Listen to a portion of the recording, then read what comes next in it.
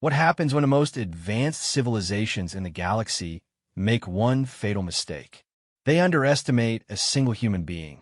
In the deepest corners of space, where ancient predator species rule through fear and violence, a legend is about to be born. The Kithara Empire has conquered thousands of worlds, enslaved countless species, and built their throne on the bones of those who dared to resist.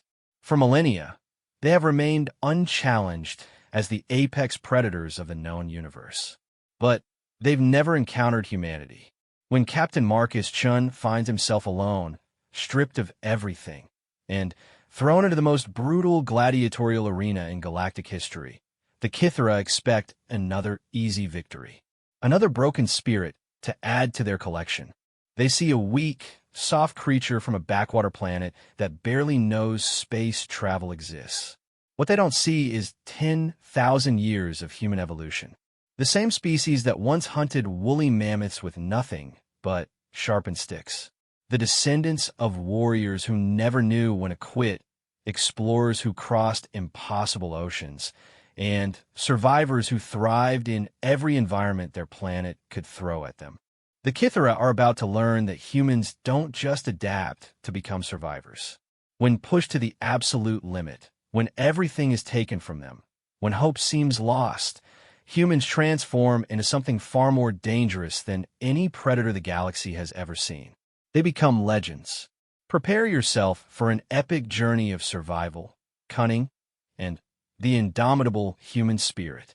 This is the story of how one underestimated man didn't just survive the impossible. He conquered it, claimed it, and turned the galaxy's greatest predators into his stepping stones to a throne they thought could never fall. The hunt is about to begin, and this time, humanity is the predator. Marcus Chun woke up to the taste of copper and the sound of alien voices speaking in harsh, guttural tones. His head felt like someone had used it for target practice with a plasma cannon. The last thing he remembered was his research vessel, the scientific explorer, drifting through the uncharted Veil Nebula on what was supposed to be a routine xenobiology survey mission. Now he found himself in a metal cage that reeked of fear and death. The cage was barely tall enough for him to sit upright, constructed from some kind of dark alloy that hummed with energy. Through the gaps between the bars, Marcus could see he was not alone. Dozens of other cages filled what appeared to be the cargo hold of a massive ship. Each cage contained a different species, all of them looking as confused and terrified as he felt. To his left, a creature that looked like a cross between an octopus and a rhinoceros pressed multiple eyes against its cage bars, watching the guards with obvious intelligence.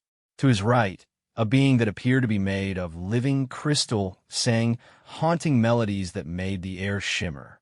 None of them looked like they belonged in cages. Neither did he. Finally awake, soft skin.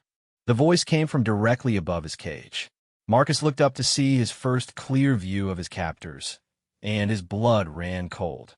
The being standing over him was easily 8 feet tall, with midnight black scales covering a powerfully built humanoid frame. Its head was elongated like a crocodile's, filled with rows of razor-sharp teeth that gleamed in the artificial light. Most unsettling were its eyes, golden and predatory, with vertical pupils that tracked his every movement like he was already dead meat. This was a Kithara, one of the apex predator species that ruled the galactic rim. Marcus had read intelligence reports about them during his time in the Earth Defense Corps, before he'd switched to xenobiology research. The reports had not done justice to how absolutely terrifying they were in person. "I am Commander Vextar of the 7th Hunting Fleet," the Kithara said, its voice a low rumble that seemed to vibrate through Marcus's bones. "You and your fellow specimens will have the honor of providing entertainment for the Grand Arena on Kithara Prime." Marcus forced himself to speak, though his throat felt like sandpaper. "I'm a citizen of the Terran Federation. My government will demand my release." The sound that came from Vextar might have been laughter if it hadn't been so coldly terrifying. Several other Kithara guards joined in the harsh barking sounds. "Terran Federation?" Vextar leaned closer to the cage, his breath hot against Marcus's face. You mean that collection of three barely civilized worlds on the galactic fringe? The ones who just figured out how to leave their own star system.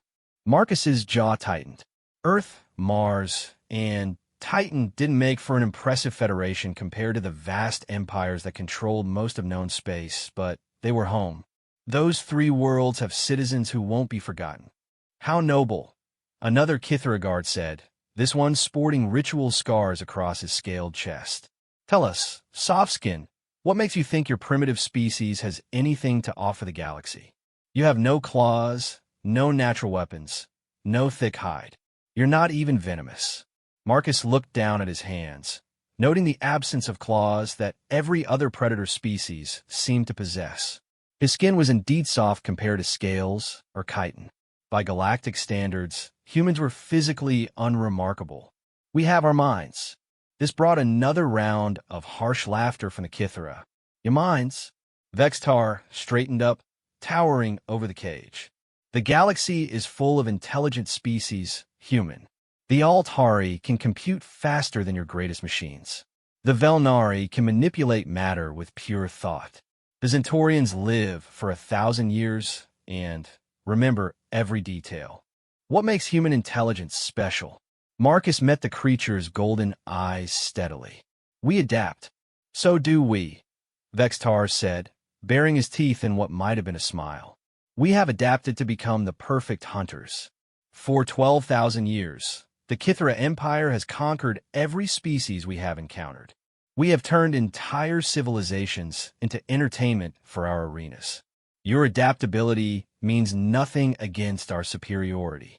The ship shuddered slightly as it dropped out of faster-than-light travel. Through small portholes in the cargo bay walls, Marcus caught sight of a massive red planet surrounded by dozens of space stations and warships. Kithara Prime, the heart of an empire built on conquest and bloodsport. Magnificent, isn't it? Vextar followed his gaze. Every structure you see was built with the labor of conquered species. Every ship in our fleet was designed by enslaved engineers from a dozen different worlds. This is what true power looks like human. As the ship descended toward the planet's surface, Marcus could see vast cities sprawling across red deserts, their architecture dominated by massive arena complexes. Each arena was the size of a small city itself, surrounded by districts that housed millions of Kithara citizens. The scale was staggering. The Grand Arena alone can hold 5 million spectators, Vextar continued, clearly enjoying the humans' obvious intimidation. It has been operating for over 8,000 years. The greatest warriors from across the galaxy have died on its sands for our entertainment. Champions who conquered worlds, generals who commanded fleets, heroes who thought themselves legends. And you think I'll provide entertainment for your bloodthirsty crowds? Marcus asked. Oh, you will provide entertainment, Vextar assured him. The question is whether it will be brief entertainment or memorable entertainment. Some specimens last mere seconds in the arena. Others manage to survive for minutes, even hours. The longest any non-Kithara has ever lasted in solo combat was 17 minutes.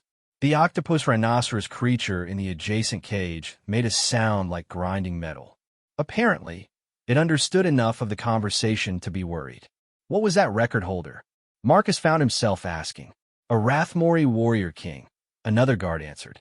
10 feet tall, natural armor plating, and for arms each ending in bone blades. He had conquered half his home galaxy before we captured him. Very impressive specimen. 17 minutes. Marcus repeated quietly. 17 minutes against a single arena beast, Vextar corrected. You, human, will be facing 3 arena beasts simultaneously. It's a new format we're testing for particularly weak-looking specimens. As the ship settled into a landing bay, Marcus could hear the roar of crowds in the distance. Even through the ship's hull, the sound was deafening. Millions of voices raised in bloodlust, cheering for violence and death. The fights begin in 6 hours, Vextar announced as Kithara workers began moving cages off the ship. You'll be given basic weapons and armor, though nothing that would make the fight unfair to our beasts. We want entertainment, not an execution. Marcus's cage was loaded onto a hover platform along with several others. As they moved through the landing bay, he got his first close look at Kithra technology. Everything was built for efficiency and intimidation. The architecture featured sharp angles and dark materials, with red lighting that cast ominous shadows. Weapon emplacements were built into every wall, and guards patrolled in groups, their scales gleaming under the harsh lights. But Marcus noticed something else. For all their technological advancement, the Kithara designs were straightforward, almost brutish. Function over form, power over subtlety. They had built an empire through overwhelming force, not through innovation or cunning. The hover platform carried them through a series of corridors and lifts, eventually arriving at what could only be described as a gladiator preparation facility. Hundreds of cages filled a vast underground complex, separated by species and sorted according to some system Marcus couldn't decipher. "Welcome to the pit," Vextar announced as Marcus's cage was placed in a section with other humanoid species. "This is where champions are made, and weaklings are sorted for disposal. You have 6 hours to prepare yourself mentally for death." A human figure approached from deeper in the facility, and Marcus felt his heart skip. The man was clearly Terran, though he looked like he'd been through hell. His clothes were tattered arena gear, and scars covered his visible skin. But he was alive, and he was moving freely among the cages. "Another human," the man said as he stopped in front of Marcus's cage. His voice carried a slight accent that Marcus couldn't place. "Haven't seen one of our kind in about 8 months. You're not a prisoner?" Marcus asked. "Was," the man replied. "Name's Victor Petrov. I've been in the arena circuit for 2 years now. Managed to earn my way into the preparation staff." 2 years. Marcus stared at the man in amazement. The record for a non-Kithara was 17 minutes, and this human had survived 2 years? How is that possible? Victor Smunilgrimli. Turns out the Kithara made a mistake when they captured me. They assumed I'd be like all their other specimens, strong, brave, and stupid. They expected me to charge in a battle like a hero and die gloriously. But you didn't. "I spent the first month watching," Victor said, "learning. The Kithara are incredibly powerful, but they're predictable. They think like apex predators because that's what they are. They expect their prey to act like prey." Victor pulled a small electronic device from his pocket, checking something on its display. "Your fight is scheduled against 3 sandcrawlers. Nasty pieces of work. Think of a wolf crossed with a giant spider, but with acid for saliva and the ability to burrow through solid rock." Marcus felt his stomach drop. "And I'm supposed to kill 3 of them?" "You're supposed to entertain the crowd," Victor corrected. "Whether you live or die is secondary." But here's the thing about entertainment. The audience loves an underdog story almost as much as they love watching something get torn apart. Meaning if you can make them believe you might actually win, they'll cheer for you instead of the beasts. And if the crowd is cheering for you. Victor's smile became slightly less grim. "Well, the Kithara like to give their audiences what they want." A Kithara guard approached, carrying what appeared to be a bundle of equipment. "Time for fitting," the guard announced. "The human gets standard arena gear." Victor nodded to the guard, then turned back to Marcus. "Listen to me very carefully. The gear they give you is designed to protect you just enough to make the fight last longer, not to actually help you win. But there are ways to modify it if you know what you're doing. And you know what you're doing? I've had 2 years to figure it out," Victor said as the guard began unlocking Marcus's cage. "The question is, are you willing to learn, or are you going to try to be a hero?" Marcus stepped out of his cage, his legs unsteady after hours of confinement. Around them, other prisoners were being prepared for their own fights. Some were crying, some were praying to various alien gods, and some were simply staring at nothing with the blank expression of complete despair. But Marcus felt something different stirring in his chest. Not hope exactly. The situation was still desperate, but curiosity, the same drive that had led him to become a xenobiologist, to spend his life studying how different species adapted to survive in hostile environments. The Kithra thought they knew humans. They thought they understood what made his species tick. They expected him to behave like every other specimen they captured. They were about to learn how wrong they were. As Victor led him toward the equipment area, Marcus began to observe everything around him with scientific precision. Guard patterns, weapon placements, structural weaknesses, behavioral tells among the Kithra staff. Information that might be completely useless in the arena, but information nonetheless. Adaptation started with observation. And if there was one thing humans had always been good at, it was adapting to survive in impossible situations. The arena awaited, and with it, the first test of whether human adaptability was just a romantic notion or a genuine evolutionary advantage. In 6 hours, Marcus would find out which one the galaxy would believe. The arena's preparation chamber felt like the inside of a giant metal stomach, all curved walls and red lighting that pulsed like a heartbeat. Marcus stood in the center of the room wearing his assigned gear, lightweight body armor that covered his torso and upper arms, boots that felt more like running shoes than combat protection, and fingerless gloves that provided minimal grip enhancement. In his right hand, he held what the Kithra called a gladius, a straight-bladed sword about the length of his forearm. It felt balanced and sharp, though Victor had quietly informed him that the metal was designed to dull quickly under stress. His left hand gripped a small circular shield, barely large enough to cover his head and shoulders. Standard arena loadout for humanoid specimens, Victor had explained while helping him adjust the armor straps. Gives you just enough protection to make the fight interesting, but not enough to actually threaten the beasts. Above them, the crowd's roar was a constant thunder that seemed to shake the entire facility. 5 million Kithra voices raised in anticipation of blood and death.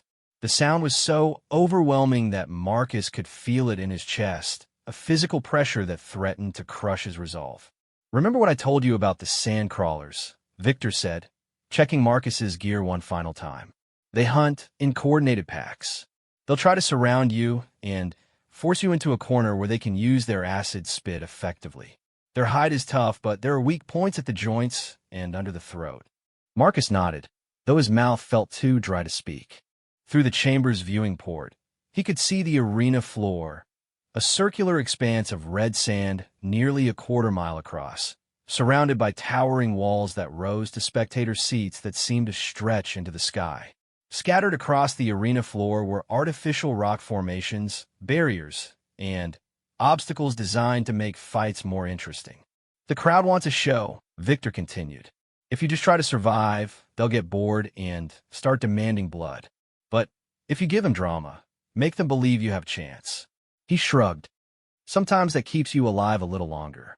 "A little longer," Marcus repeated. "How encouraging." "Hey." Victor placed a hand on his shoulder. "I've seen humans do impossible things when their backs are against the wall. We're not the strongest or fastest species in the galaxy, but we're stubborn as hell. Use that." A mechanical voice boomed through the chamber, speaking in the Kithra's harsh language. Victor translated. "Final preparation complete. Combat will commence in 60 seconds. Marcus took a deep breath, trying to calm his racing heart. Around them, automated systems hummed to life, checking weapons, recording biometric data, and preparing to broadcast his probable death to millions of bloodthirsty spectators. "One more thing," Victor said quietly. "The arena has a neural feedback system. Every fight is recorded and analyzed for future training purposes. The Kithra study how different species fight so they can breed better arena beasts. Whatever you do in there, they'll learn from it." The implications of that hit Marcus like a physical blow. Even if he somehow survived, his fighting style would be studied and dissected. Future arena beasts would be trained to counter human tactics.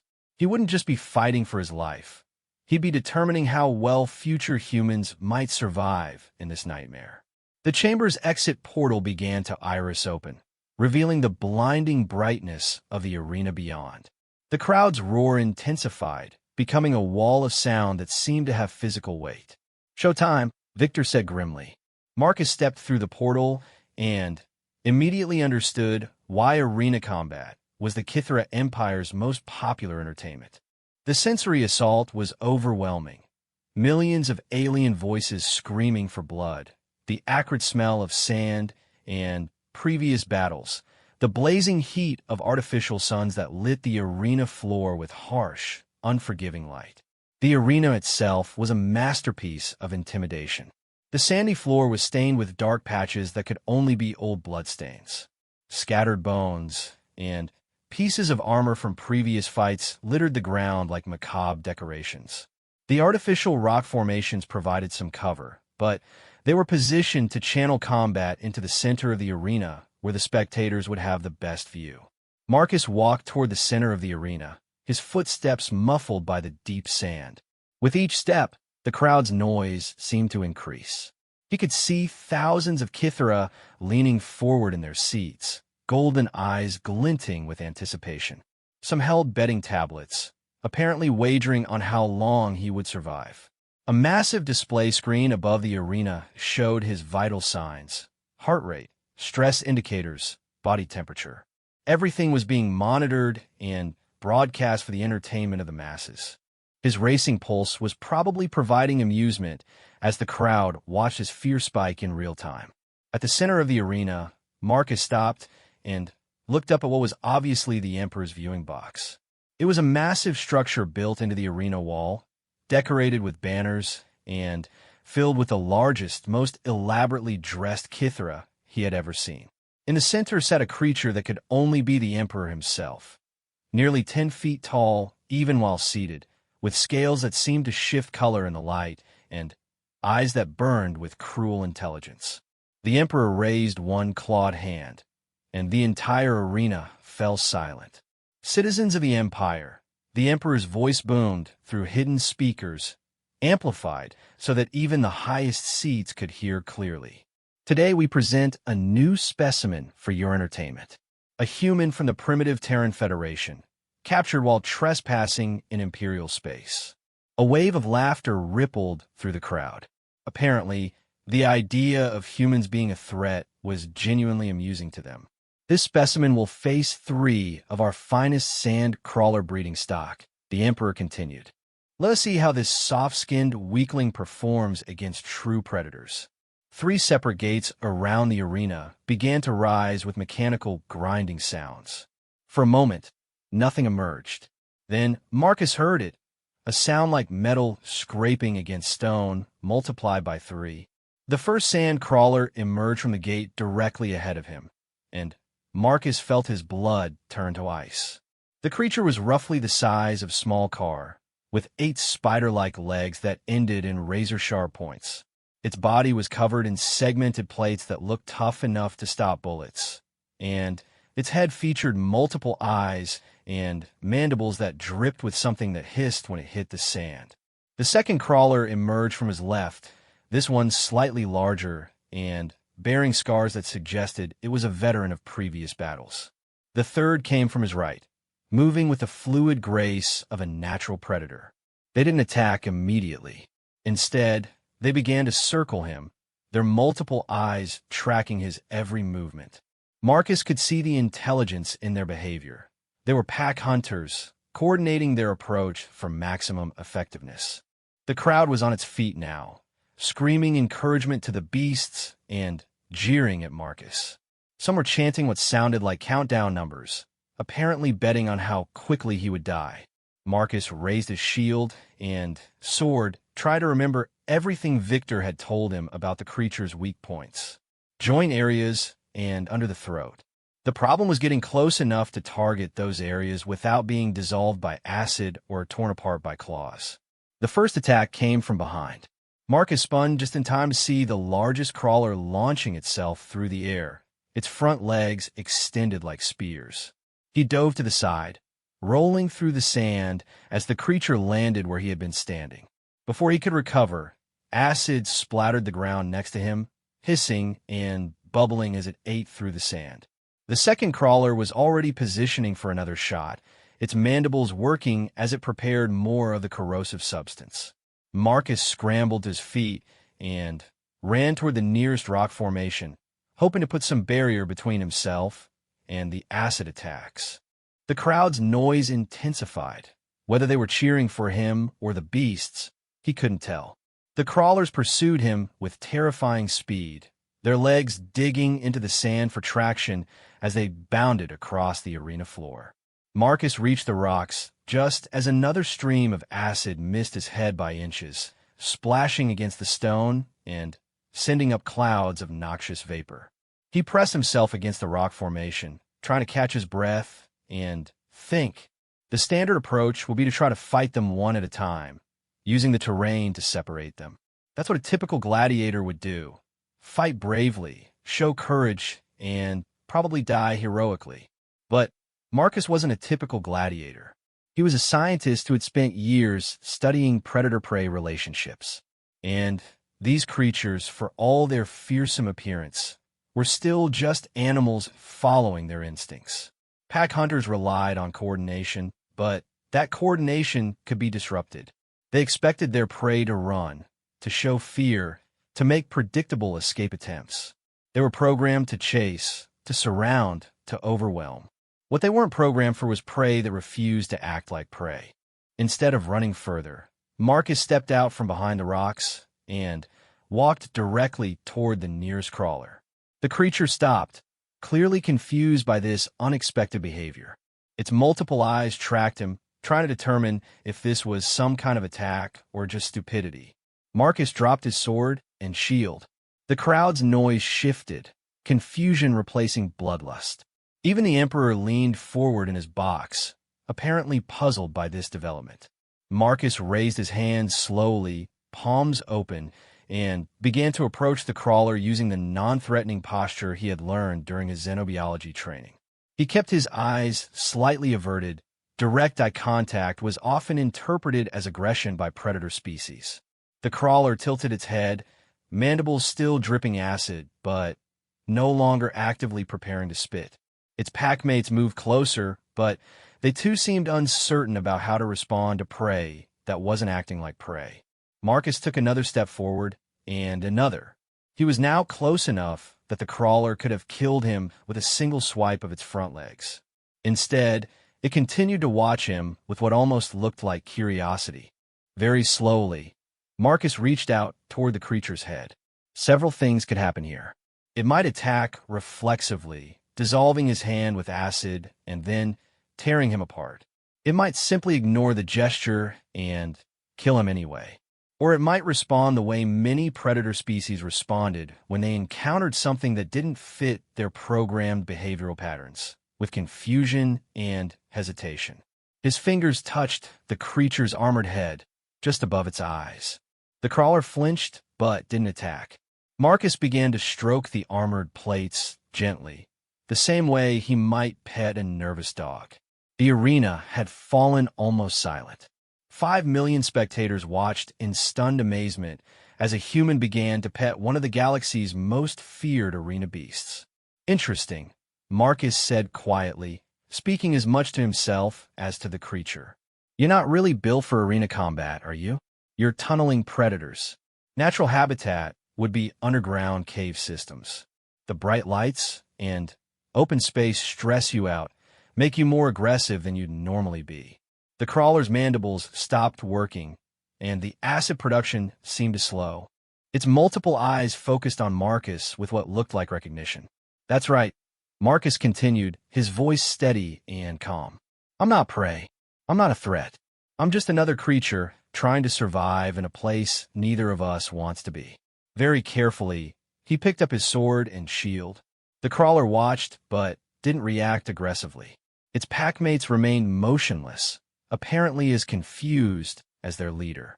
Marcus backed away slowly, maintaining eye contact with all three creatures.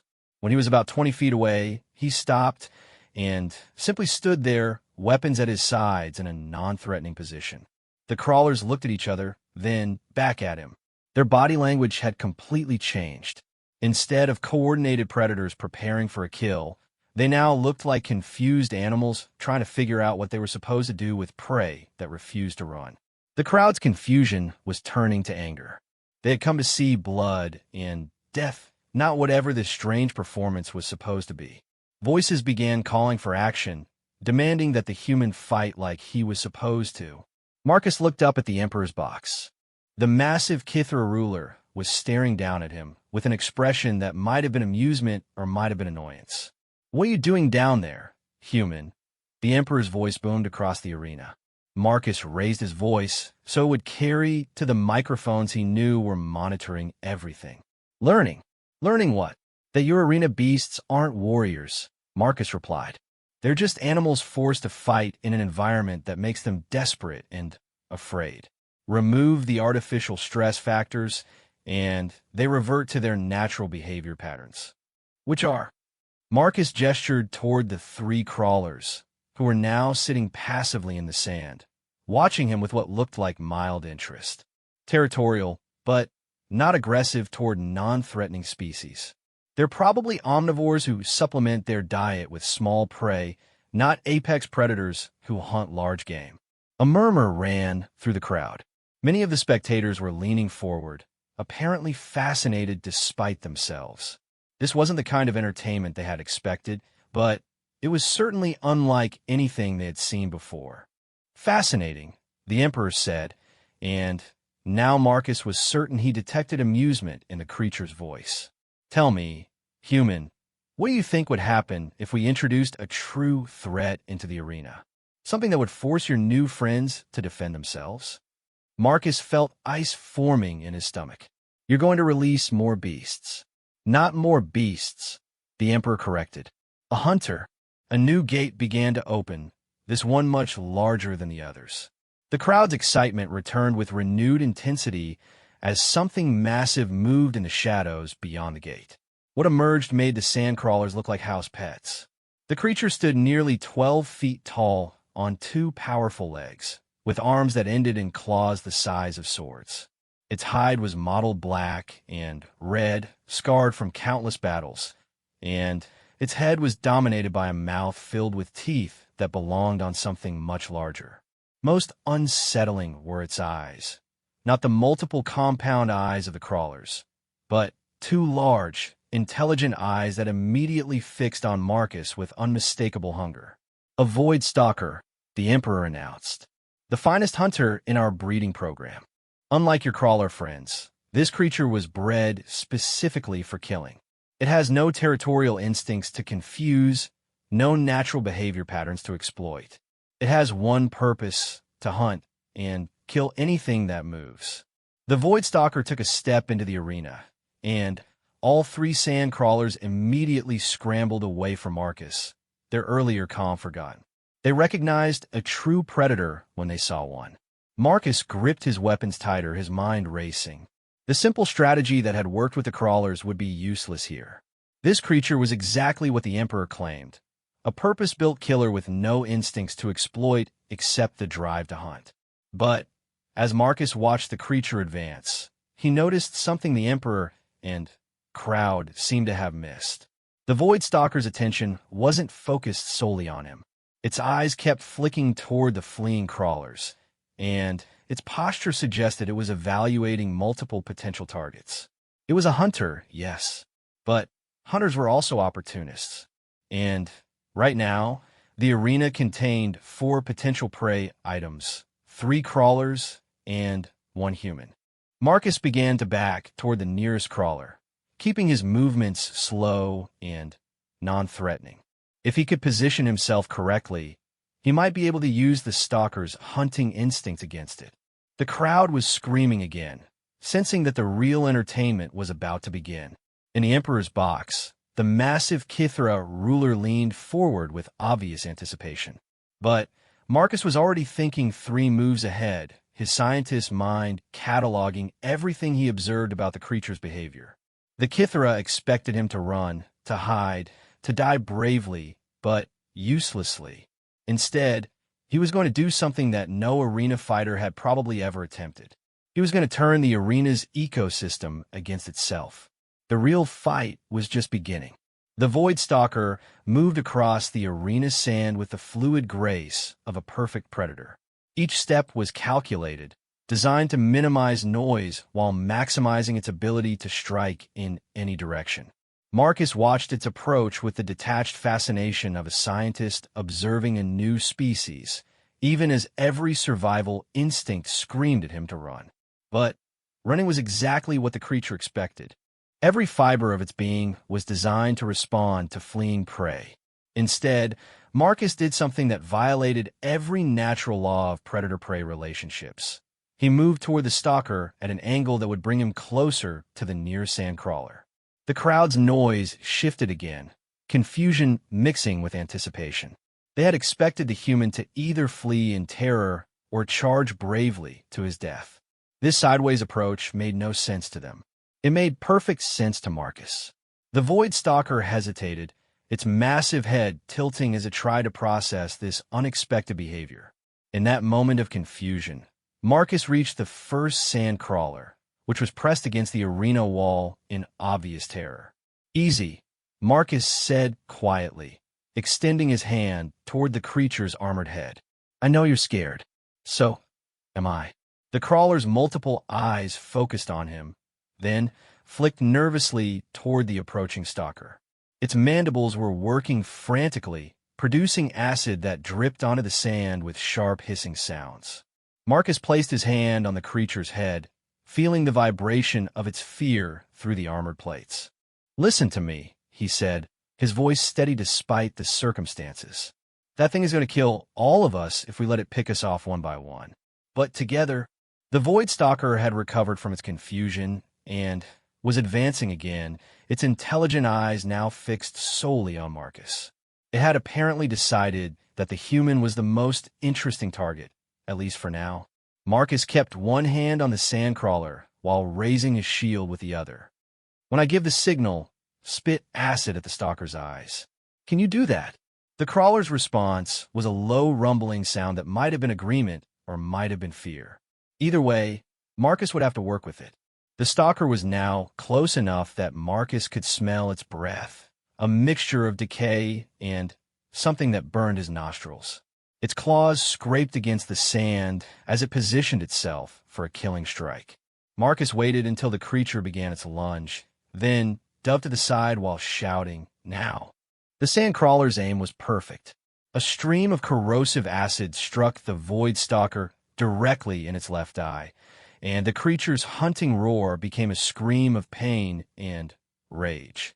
It staggered backward, clawing at its face with one massive hand while the other swiped blindly at where Marcus had been standing. The crowd erupted. This was the kind of violence and spectacle they had come to see, even if it wasn't happening the way they had expected. But Marcus wasn't done. While the stalker was distracted by its injury, he sprinted toward the second sand crawler, which was hiding behind one of the artificial rock formations. "Same plan," he told the creature as he reached its hiding spot. "Wait for my signal, then hit it with everything you've got."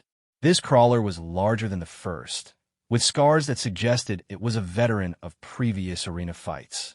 Its response to Marcus's presence was more aggressive, mandibles snapping and legs positioned to strike. But when Marcus placed his hand on its head and spoke in the same calm, steady tone he had used with the first, it settled into wary cooperation. The Void Stalker had recovered enough to resume its hunt. Though its damaged left eye was now weeping fluid that sizzled when it hit the ground. Its remaining eye focused on Marcus with murderous intensity, and its movements had become even more deliberate and dangerous.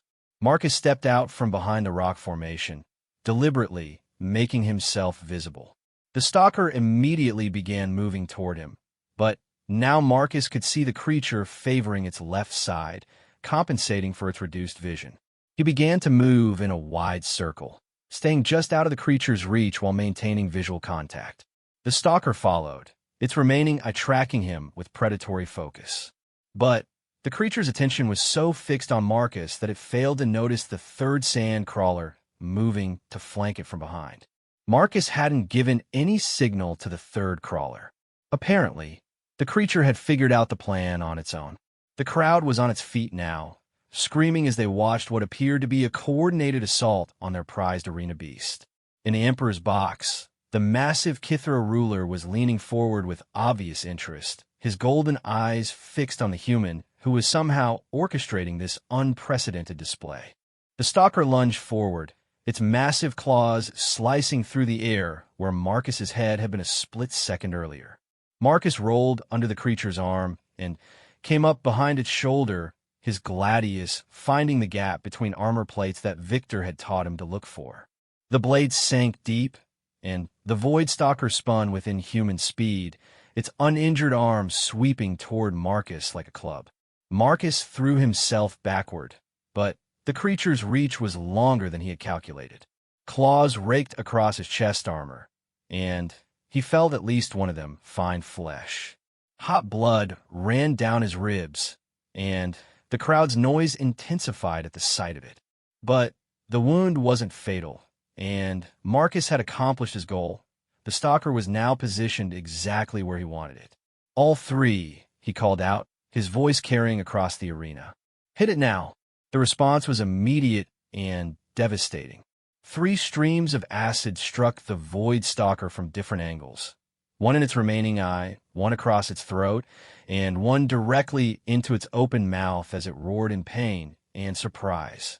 The creature staggered, blinded and burning, its hunting instincts completely overwhelmed by pain and confusion. It swung wildly at targets it could no longer see, its massive claws scoring deep gouges in the arena walls and rock formations.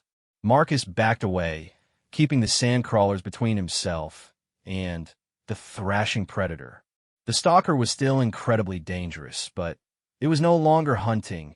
It was simply lashing out in all directions, trying to hit something, anything, that might be responsible for its agony. One of its wild swings connected with the largest sandcrawler, sending the creature tumbling across the sand.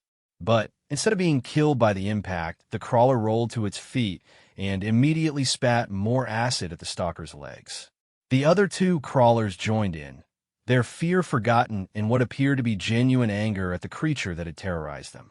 What followed was not a fight, but an execution, as 3 coordinated predators systematically brought down a larger, stronger opponent through teamwork and tactics. When it was over, the Void Stalker lay motionless in the red sand, its body steaming from acid burns and its blood mixing with the arena's ancient stains. The crowd had fallen silent. 5 million Kithra spectators stared down at a scene that should have been impossible.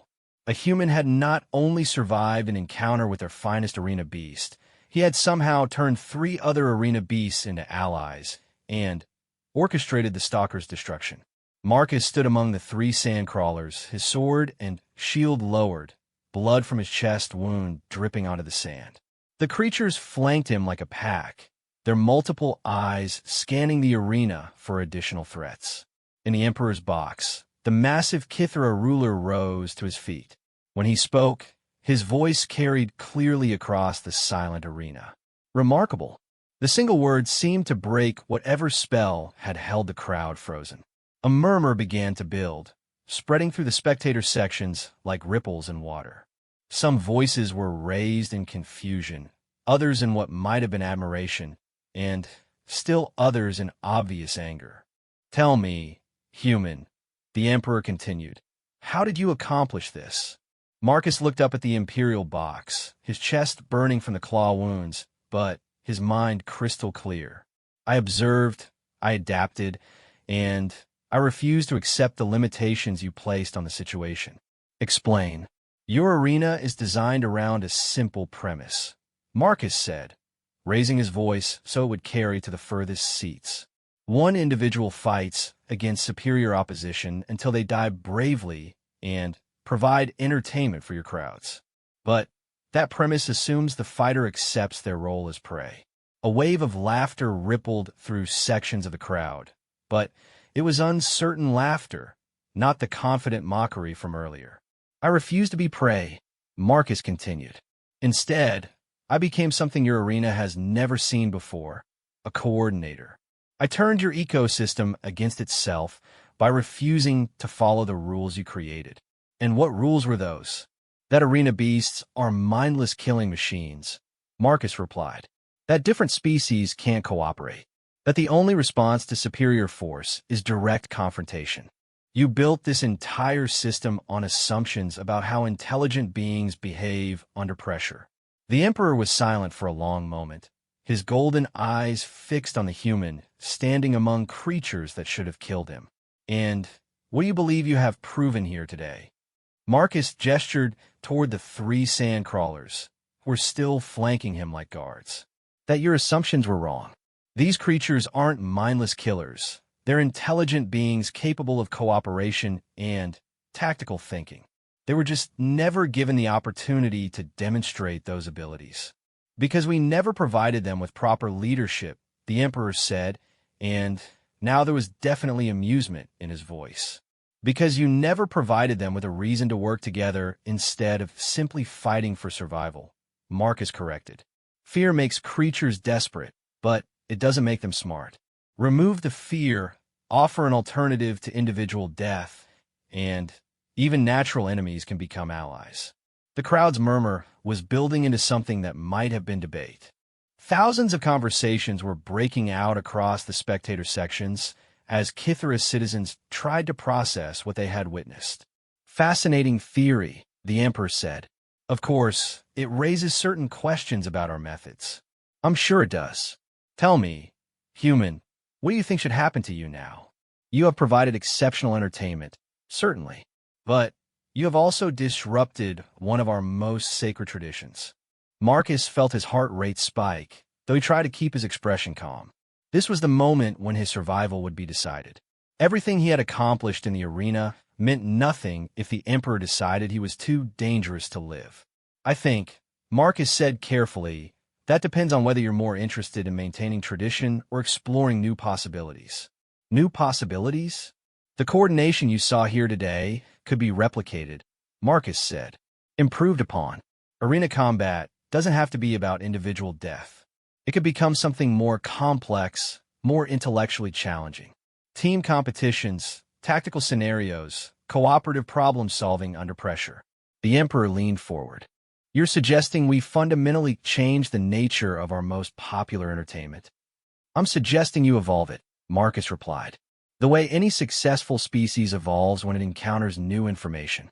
Another long silence fell over the arena. Marcus could hear his own heartbeat, could smell the acid-scarred sand and the blood of the dead stalker. The 3 sand crawlers remained motionless beside him, as if they too were waiting to learn their fate. Finally, the Emperor spoke. Guards, he called out, his voice echoing through the arena. Marcus tensed, preparing for the end. Around him, the crawlers shifted nervously, their multiple eyes tracking the Kythera soldiers who were beginning to emerge from the arena side gates. Escort our guest and his companions to comfortable quarters, the Emperor commanded. It appears we have much to discuss. The crowd erupted into chaos. Cheers, boos, arguments, and what sounded like the beginning of several fights in the upper sections. Whatever had just happened, it was clear that not everyone approved of the Emperor's decision. But as Kythera guards approached with what appeared to be genuine respect rather than hostility, Marcus allowed himself to believe that he might actually survive this experience. More importantly, he had just proven that human intelligence wasn't just about individual cleverness. It was about the ability to create cooperation where none had existed before, to find solutions that transcended the limitations others imposed. The Kythera thought they understood predators and prey, hunters and victims. But they had never encountered a species that could transform the nature of the hunt itself. They were about to learn that humans didn't just adapt to hostile environments. They adapted hostile environments to themselves. The quarters they provided were nothing like the cage Marcus had expected to return to. Instead, he found himself in a suite of rooms that would have been luxurious by human standards and were apparently considered adequate for honored guests by Kythera measurements. The walls were lined with some kind of smooth stone that seemed to glow with its own light, and the furniture was sized for beings much larger than himself. Those smaller pieces had been hastily added to accommodate his human proportions. Most surprisingly, the 3 sand crawlers had been housed in an adjacent chamber connected to his by a wide archway. They had been cleaned, fed, and were now resting on specially designed platforms that allowed their 8-legged bodies to sprawl comfortably. One of them, the largest, which Marcus had begun thinking of as Alpha, lifted its head when he entered the room and made a sound that was almost welcoming. "Still find it hard to believe," Victor said from where he sat in one of the oversized chairs. He had been waiting when the guards brought Marcus to the quarters, along with medical supplies to treat the claw wounds on his chest. "2 years I've been in this place, and I've never seen anything like what you did down there." Marcus winced as Victor applied antiseptic to the deepest of the wounds. The stalker's claws had cut through his armor like it was paper, leaving 3 parallel gashes across his ribs. "Painful, but not life-threatening. Have you figured out what the Emperor wants?" Marcus asked. "Oh, I know exactly what he wants," Victor said, his tone grim. "The question is whether you're prepared for it." Before Marcus could ask what that meant, the chamber's main entrance dilated to admit 2 figures. The first was clearly a high-ranking Kithara official, wearing elaborate armor decorated with symbols that probably indicated status within the imperial hierarchy. The second figure made Marcus's breath catch. She was Kithara, but unlike any he had seen before. Where the others were built like armored predators, she moved with fluid grace that suggested intellect rather than brute force. Her scales were a deep emerald green instead of the typical black, and her eyes held an intelligence that seemed almost human in its depth. "I am Zexera, Chief Strategic Advisor to His Imperial Majesty," she said, her voice carrying an accent that made the harsh Kithra language sound almost musical. "This is War Commander Thekvon, Marshal of the Arena Forces." Thekvon looked like exactly what Marcus would have expected from a Kithra military commander, scarred, battle-tested, and radiating barely contained violence. His golden eyes fixed on Marcus with obvious suspicion.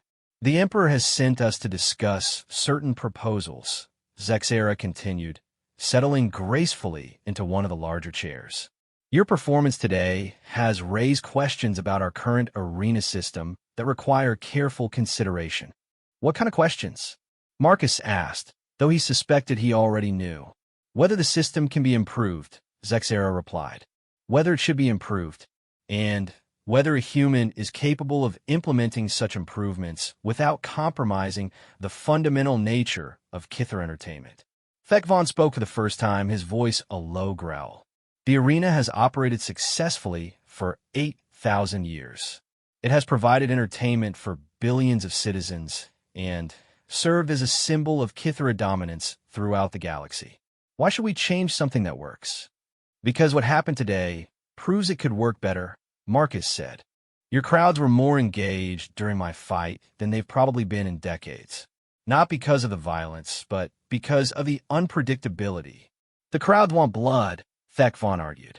"They always have. It's our nature." "Then why did they fall silent when the real violence started?" Marcus countered. "Why did 5 million bloodthirsty spectators stop cheering when the Sandcrawlers killed the Void Stalker?" Zexera leaned forward with obvious interest. "An excellent question. What do you believe the answer is?" Marcus paused, organizing his thoughts. This conversation would determine not just his own fate, but potentially the future of arena combat throughout the Kithra Empire. He needed to be very careful about how he presented his ideas. "Your crowds want superiority confirmed," he said finally. "They want to see Kithra's strength and intelligence proven against all challengers. For 8,000 years, that meant watching other species die bravely, but uselessly against superior force. And now, Zaksara Prumta. Now, they've seen something that challenges their assumptions about intelligence and cooperation. They've watched a supposedly inferior species coordinate a victory against one of your finest predators. That's not just entertainment. That's a paradigm shift." Thekvon's expression had darkened. "Are you suggesting that humans are superior to Kithra?" "I'm suggesting that intelligence takes many forms," Marcus replied carefully. "Kithra intelligence has created the most powerful empire in the galaxy through individual strength and direct confrontation. Human intelligence focuses on adaptation and cooperation. Both approaches have their place. Pretty words, Thek Von said. But words don't change the fact that your species is primitive and weak. With respect, Commander, weakness is a matter of perspective. Victor interjected from where he had been quietly listening. I've survived 2 years in your arena system. That's longer than most Kithara gladiators last. Through cowardice and hiding, Thek Von snarled. Through observation and adaptation, Victor corrected. The same qualities that allowed Marcus to do what no one expected today. Zexera held up one clawed hand, stopping the argument before it could escalate. Gentlemen, we are here to discuss practical matters, not to debate philosophical differences. Marcus, the Emperor is prepared to offer you a position within our arena system. The question is what form that position should take. Marcus felt his pulse quicken. What kind of position? Arena coordinator, Jaxara explained. You would be responsible for designing new formats for gladiatorial combat, training arena beasts for cooperative scenarios, and developing entertainment programs that showcase the intellectual aspects of conflict as well as the physical. In other words, Thek Von added with obvious distaste, you would be changing everything that makes arena combat what is. I would be expanding it, Marcus said, adding new dimensions without removing the elements that make it popular.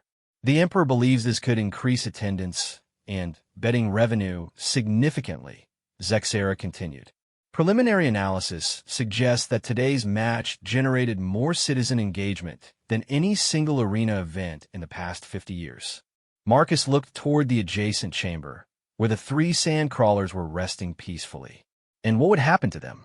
To the other arena beasts? They would become part of the new system, Zexera said. Trained not just for combat, but for cooperation. Developed into teams capable of complex, scenario-based entertainment.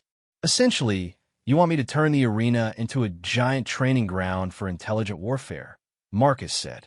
We want to make it more interesting, Zexera corrected. The galaxy is full of species that could provide challenging opponents if properly coordinated. Imagine arena matches that featured tactical scenarios instead of simple death matches. Teams of different species working together to overcome environmental challenges. Puzzle solving under pressure with the stakes being survival. Despite himself, Marcus found the idea intriguing. It would still be violent entertainment, but it would also showcase intelligence, cooperation, and problem-solving abilities that most galactic species never had the opportunity to demonstrate. What would my position be within the Imperial hierarchy? He asked. You would report directly to the Emperor, Zexera replied. With authority over arena operations on 17 worlds and a staff of several thousand. The compensation would be substantial, and your success would likely lead to expansion of the program throughout the Empire. And if I refuse? Thek Von's expression became predatory. Then, you return to the arena as a regular gladiator until you die in combat like every other specimen. However, Zexera added smoothly, the Emperor hopes you will see the opportunity this represents, not just for personal advancement, but for demonstrating human capabilities on a galactic stage. Marcus considered the offer.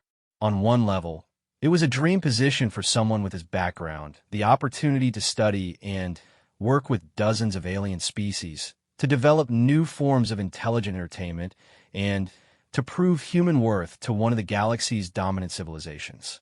On another level, it meant becoming part of a system that captured and enslaved intelligent beings for entertainment. No matter how he improved the conditions or increased the intellectual content, the arena would still be built on the foundation of forced gladiatorial combat. I need certain guarantees, he said finally. Such as? Zexera asked. First, no intelligent being enters the arena system without informed consent. I won't work with a program that relies on captured slaves. Thek Von started to object, but Zexera silenced him with a gesture. Interesting condition. How would you propose to implement it? Recruit volunteers, Marcus said. Offer compensation, career advancement, and genuine opportunities for species that want to prove themselves. You'd be surprised how many beings would voluntarily enter gladiatorial combat if they knew the rules and had real chances for success. And if we can't find enough volunteers, then you design scenarios that don't require as many participants. Quality over quantity.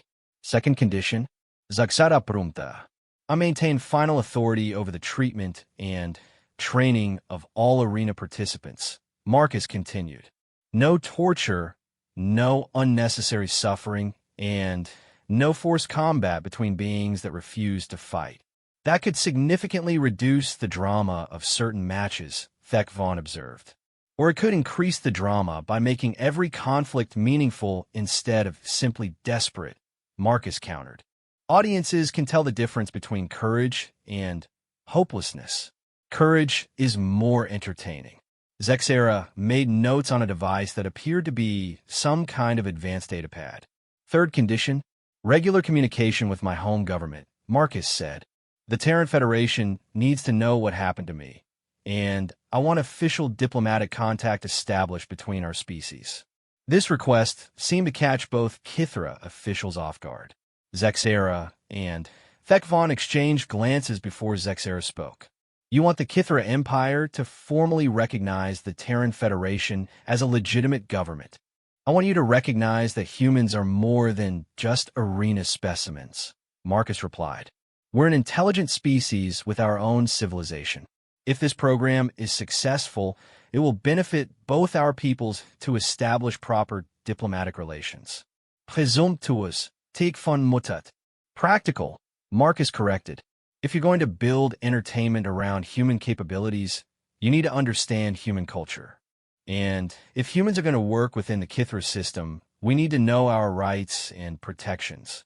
Zexera was quiet for several minutes, apparently communicating with someone through her data device.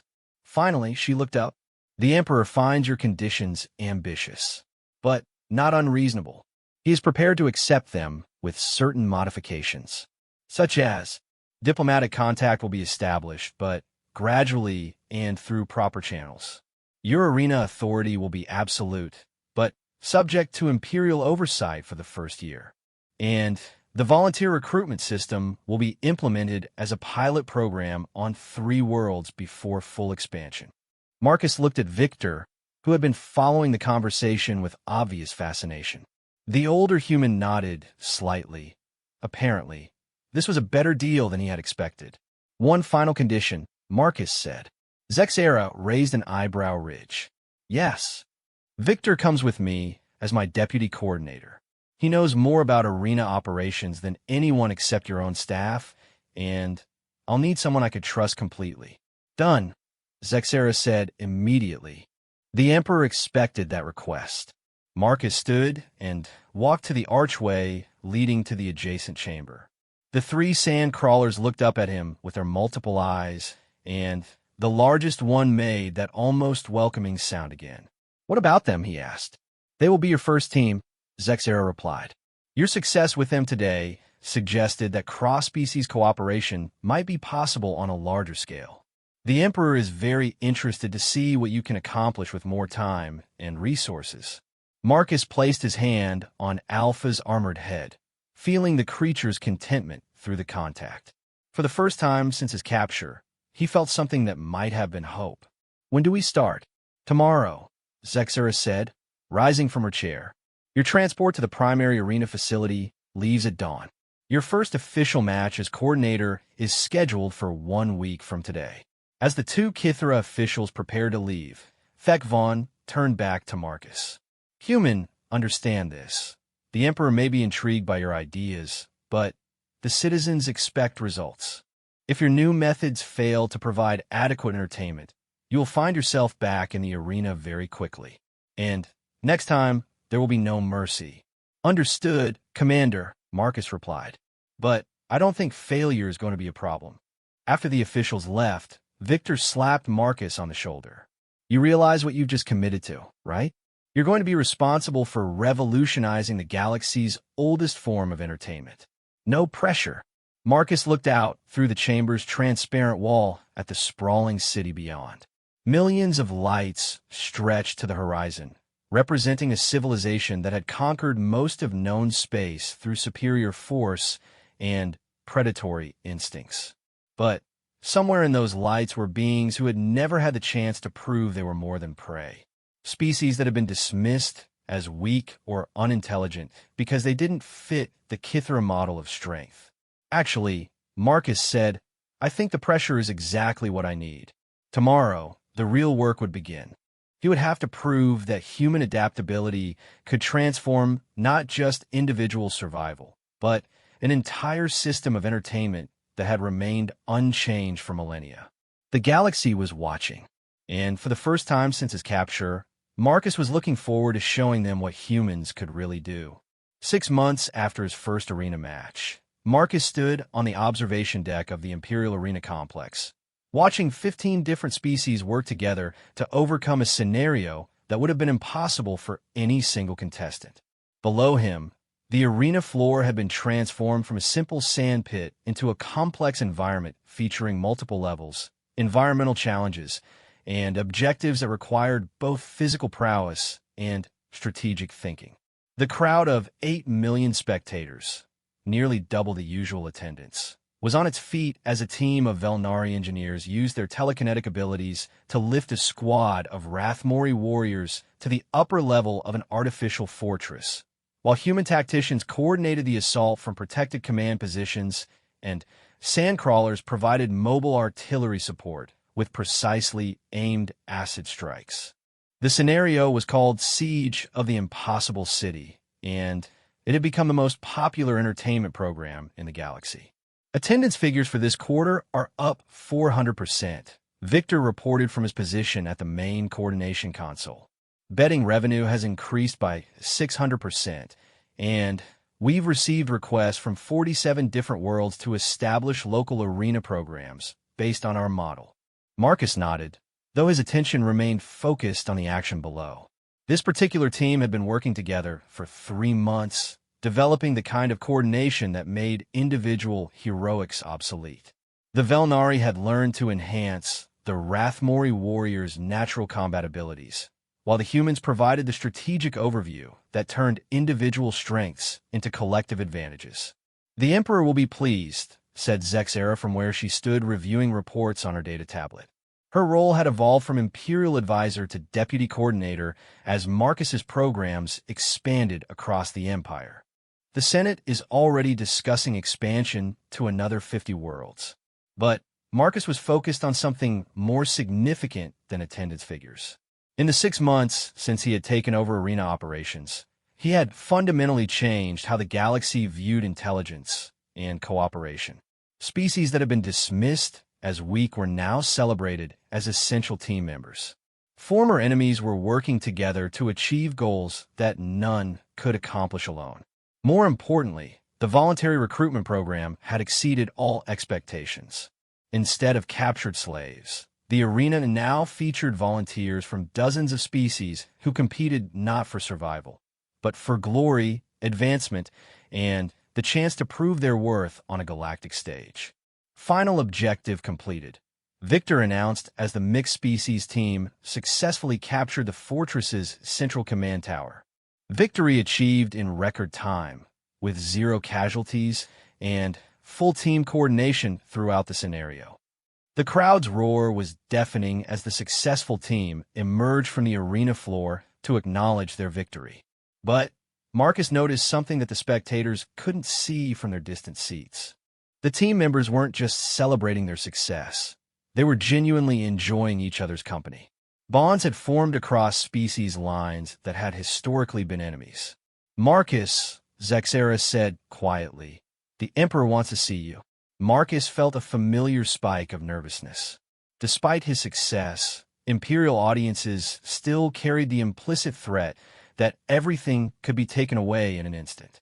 Now, immediately, the Imperial throne room was as intimidating as ever, a vast space dominated by dark architecture and designed to make visitors feel small and insignificant.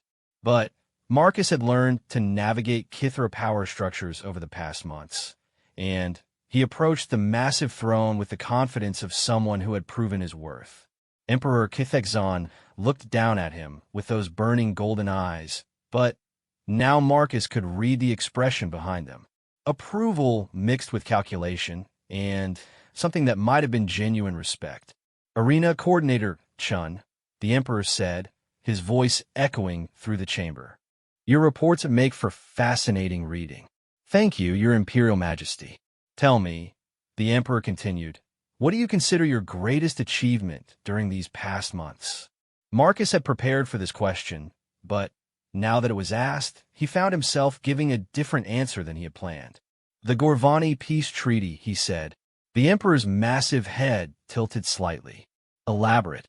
3 months ago, we had Gorvani and Telthek representatives on the same arena team, Marcus explained. Their species have been at war for over 2 centuries. Both sides were convinced that the other was fundamentally inferior and incapable of civilized behavior. And working together in arena scenarios, they discovered that their species have complementary abilities. Gorvani are natural strategists with exceptional long-term planning abilities. Telthek are master engineers with an intuitive understanding of complex systems. Separately, they're impressive. Together, they're unstoppable. "I read the reports," the Emperor said. "They have requested formal diplomatic contact to discuss ending their war." "More than that," Marcus continued. "They want to establish a joint colony in neutral space, using combined Gorvani strategic planning and Telthek engineering. They believe they can create something neither species could achieve alone." The Emperor was silent for a long moment. 200 years of warfare ended because they learned to work together in arena combat. "Entertainment has always been a form of education," Marcus said. "The arena teaches lessons about strength, courage, and survival. But it can also teach lessons about cooperation, innovation, and mutual respect. You have proven that cooperation can be more entertaining than individual combat," the Emperor acknowledged. Attendance figures support this conclusion. "But I am curious about something else you have accomplished." Marcus waited. "You have made the Kithara question our fundamental assumptions about superiority," the Emperor said. "For 12,000 years, we have believed that individual strength and predatory dominance were the highest forms of intelligence. Your program suggests that this may not be universally true. Different forms of intelligence have different applications," Marcus said carefully. "Predatory intelligence built your empire and maintains your position as the galaxy's dominant species. But cooperative intelligence can enhance that dominance rather than threatening it. Ow! An empire built on conquest will eventually run out of things to conquer," Marcus explained. "But an empire built on cooperation can expand indefinitely, because every new species adds capabilities rather than just resources." The Emperor leaned forward. "You're suggesting that the Kithara Empire should fundamentally change its approach to galactic expansion?" "I'm suggesting that it could add new approaches without abandoning what has made it successful," Marcus said. "Conquest provides territorial control and resource access. Cooperation provides technological advancement and cultural innovation." "Interesting." The Emperor stood, his massive form towering over the throne. "Tell me, Arena Coordinator, what do you see as the future of these programs?" Marcus took a deep breath. This was the moment he had been building toward for 6 months. "I see arena programs on every world in the Empire," he said.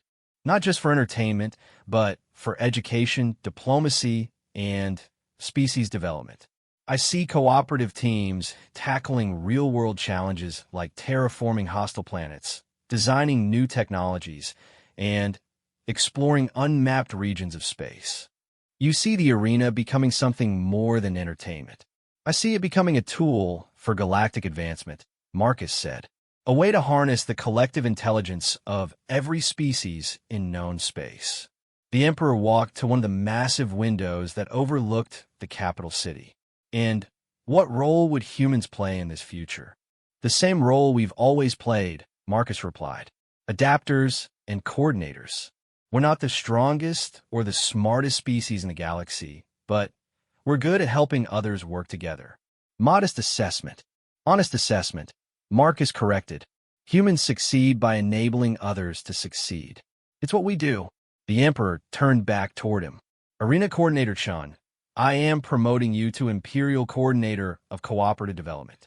Your authority will extend to all arena operations throughout the Empire, as well as new programs for interspecies cooperation and galactic advancement projects. Marcus felt the magnitude of what was happening. In 6 months, he had gone from captured specimen to one of the most powerful positions in the galaxy's largest empire. Additionally, the Emperor continued, I am establishing formal diplomatic relations with the Terran Federation. Ambassador-level contact will begin immediately with the goal of incorporating human capabilities into Imperial strategic planning. Your Imperial Majesty is most gracious. I am most practical, the Emperor corrected. You have proven that human intelligence has applications that we had not previously considered. The Empire benefits by utilizing those applications fully. As Marcus left the throne room, he found Victor waiting in the outer chamber with an expression of barely contained excitement. I heard, Victor said, Imperial Coordinator. That's the third highest position in the entire government. It's a responsibility, Marcus said, and it's just the beginning. They walked together toward the arena complex, where the afternoon scenarios were already beginning. Through the windows, Marcus could see dozens of mixed-species teams preparing for challenges that would have been unimaginable 6 months earlier. Do you ever think about the irony? Victor asked as they watched a group of former enemies working together to solve a complex engineering puzzle. What irony? The Kithara captured you because they thought you were weak prey, Victor said. Now you're essentially running their empire. Marcus smiled. They didn't capture me because I was weak. They captured me because they didn't understand what strength meant. And now they do. Now they're learning, Marcus said. And that's what humans do best. We teach by example. Below them, the arena crowd erupted in cheers as another impossible challenge was overcome through cooperation and mutual support. Species that had been enemies for centuries worked together as natural allies, their individual strengths amplified by collective intelligence. The Kithara had built their empire on the principle that the strongest predator always won. But Marcus had shown them something more powerful than predation, the ability to turn everyone into allies rather than prey. In the depths of space, the human research vessel Scientific Explorer had long since been listed as lost with all hands. But its sole surviving crew member now held a position of authority that spanned dozens of worlds and influenced the fate of billions of beings. The galaxy's ultimate predators had learned that there was something more dangerous than being hunted, being transformed. Marcus Chun had claimed the throne not through conquest, but through the most human of traits, the ability to help others become more than they had ever imagined possible. And in doing so, he had proven that sometimes the greatest strength lay not in dominating others, but in empowering them to exceed their own limitations. The hunt was over. The age of cooperation had begun, and at its center stood a human who had refused to accept the role of prey, choosing instead to become something the galaxy had never seen before, a predator who created allies rather than victims, and who built an empire not on fear, but on the infinite potential that emerged when different forms of intelligence learned to work together. The Kithara had thought they understood what made humans dangerous. They had been wrong. What made humans truly dangerous was their ability to make everyone else dangerous too.